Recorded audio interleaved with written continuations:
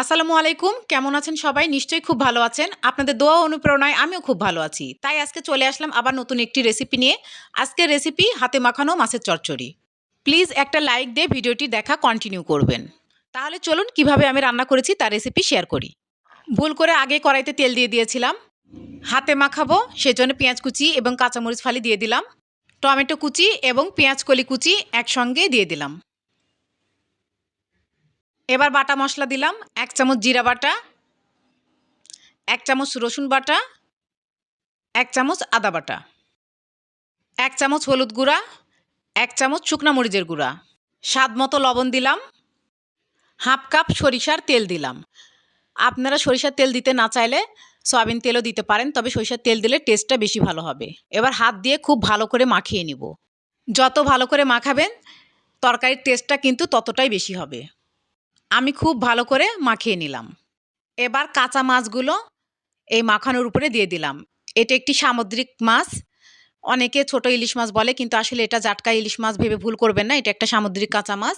আমি আগের থেকে লবণ হলুদ দিয়ে মাখিয়ে রেখেছিলাম।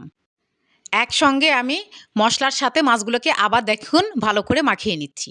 আর মাছগুলোর পিঠের উপরে আমি একটু কেটে কেটে দিয়েছি, যাতে লবণ ঝাল খুব ভালো করে প্রবেশ করে, তাহলে মাছগুলো খেতে টেস্ট লাগবে। এবার আমি হাত ধুয়ে পানিটা তরকারির মধ্যে দিয়ে দিলাম। এবার ২ কাপ পরিমাণ হালকা গরম পানি দিয়ে দিলাম।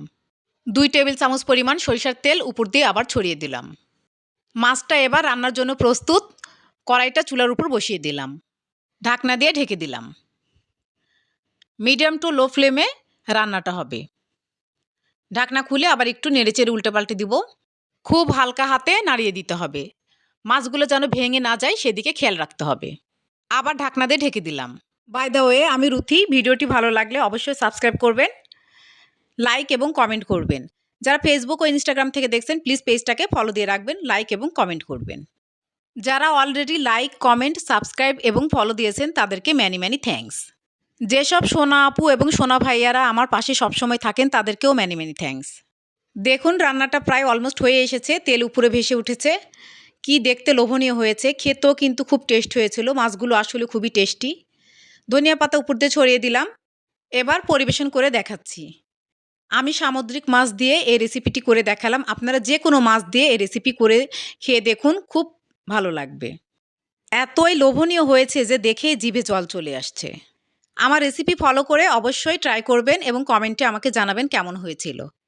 রেডি হয়ে গেল হাতে মাখানো সামুদ্রিক মাছের চচ্চড়ি। নিউ ভিডিও দেখার ইনভাইট করে আজকে বিদায় নিচ্ছি। ভালো থাকবেন, ভালো রাখবেন, আমার জন্য দোয়া করবেন। আল্লাহ হাফেজ।